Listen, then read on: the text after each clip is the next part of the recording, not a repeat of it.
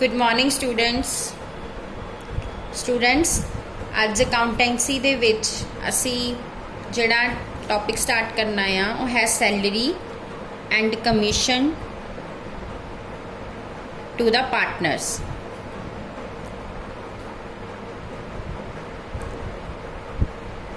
अगर partnership deed दे विच मैंशन होएगा तो किसी पार्टनर नूं जिहड़ा ज़्यादा काम कर रहा आ उन्होंने सैलरी भी दी जा सकती आ ते कमीशन भी पे किया जा सकता आ। हुण क्वेश्चन नंबर 37 देखो, ये पास जर्नल एंट्रीज असी जर्नल एंट्रीज पास करनी आ for the following transaction and the relevant transfer entries to the profit and loss appropriation account. Transfer entries भी पास करनी आ।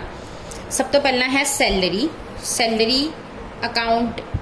Salary rupees 3000 per month payable to partner X and 4000 per month to Y.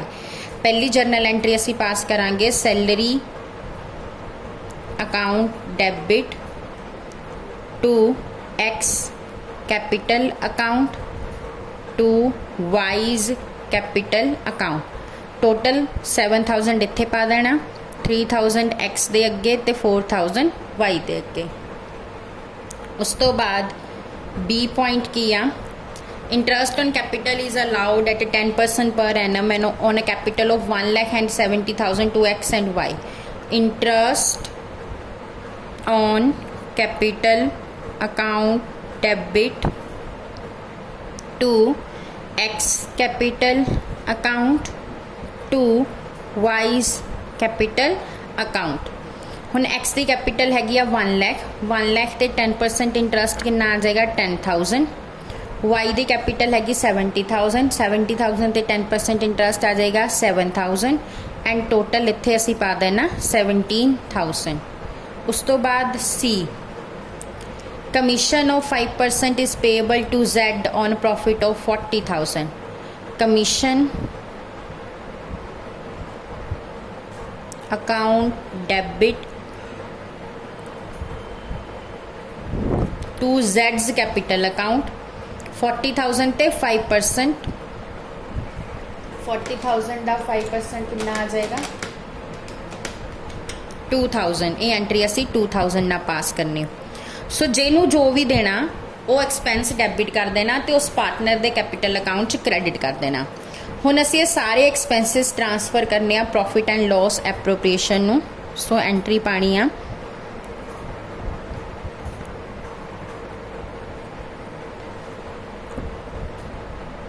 Profit and loss appropriation account debit to salary to interest on capital to commission. हुण इत्थे सारे expenses असी पा देने।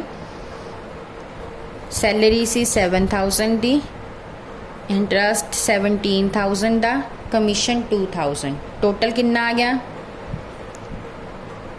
26,000। Next question देखो, Fat and Thin are partner in a firm in 3:2 ratio. Fat gets a salary of 5,000 per month and 10% commission on net profit before charging any commission and thin is to get 8% commission after charging all commission and salary।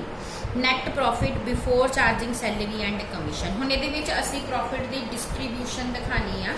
सो आपां simple जिहड़ा हैगा P&L appropriation account बनावांगे।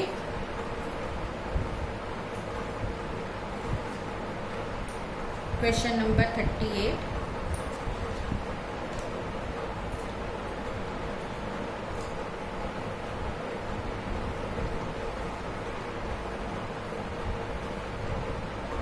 सब तो पहला by net profit 1,80,000। उस तो बाद to salary देनी आ फैट नू 5,000 पर मंथ। साल की कितनी हो जाएगी 5,000 नू 12 ना मल्टीप्लाई करो 60,000। उस तो बाद टू कमीशन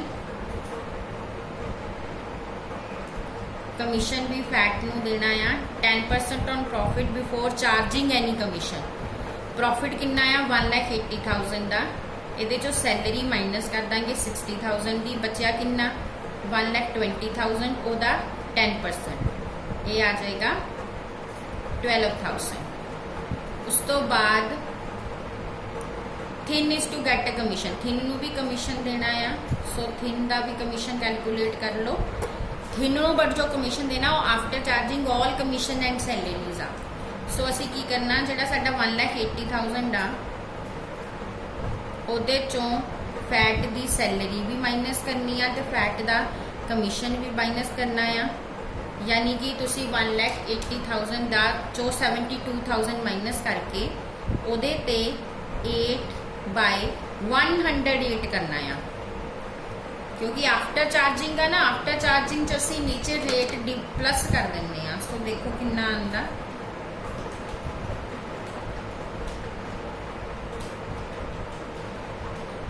ये आ गया साडा 8,000।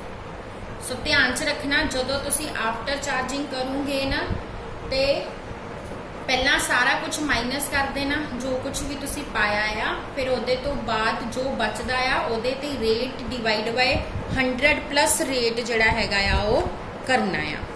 हुण इहनूं तुसी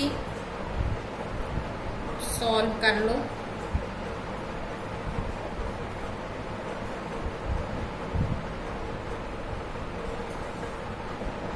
टोटल तुहाडा आ गया 1,80,000। फिर 1,80,000 चो माइनस करो सारा कुछ, 60,000 भी, 12,000 भी एंड 8,000 भी। प्रॉफिट कितना बचिया 1 lakh. To profit transfer to Fat and Thin 1 lakh नू प्रॉफिट शेयरिंग रेशो दी है उन्होंने, तुहानू इन्हां दी 3:2 दी है। 3/5 60,000 आ जाएगा, और 1 लाख का 2/5 40,000 आ जाएगा। सो इस तरीके दे नाल ये क्वेश्चन जिहड़ा सॉल्व करना है। उस तो बाद नैक्सट क्वेश्चन देखो, treatment of salary and commission. X, Y and Z are in a partnership sharing profit equally and during the year 2014-15 earn a profit of 1,15,000.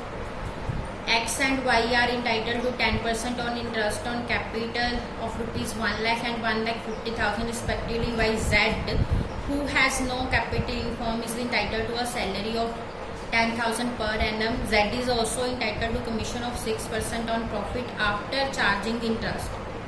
After charging interest जो बचना profit वो 6% देना है। Salary and commission also prepare the profit and loss appropriation account. Same इदा ही असी ये भी profit and loss appropriation account बना लेना।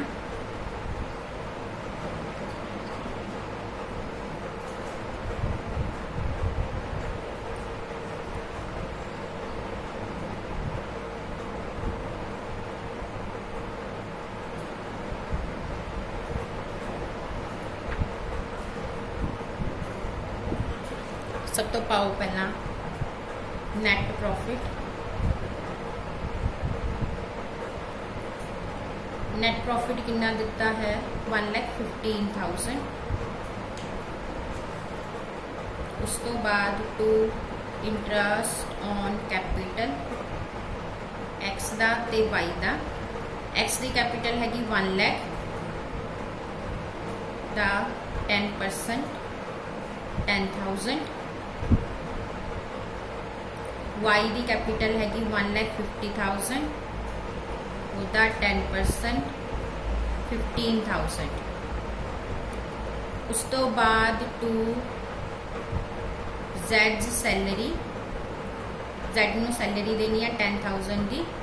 उस तो अलावा टू Z कमीशन, उन्होंने कमीशन भी देना है बट कमीशन आफ्टर चार्जिंग आ। सो पहला तुसी की करना 1,15,000 जो ये सारे एक्सपेंसिस माइनस कर देने हैं जो तुसी हजे तक पाए आ।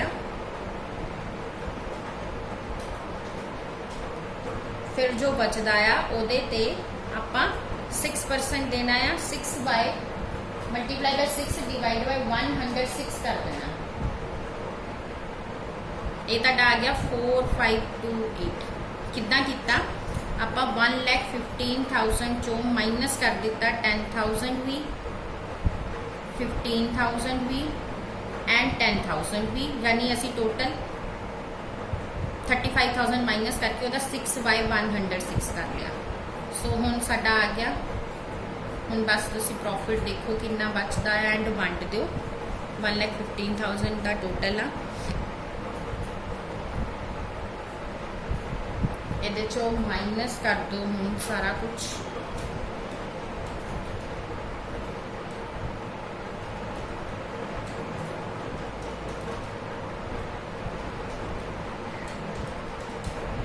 ये तुहाडा आंदा total 75472।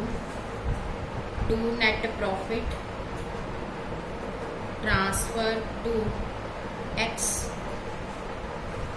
Y and Z equally divide by 3 25157 158। So इस तरीके दे नाल सम जिहड़े आ सॉल्व हुंदे आ। Thank you.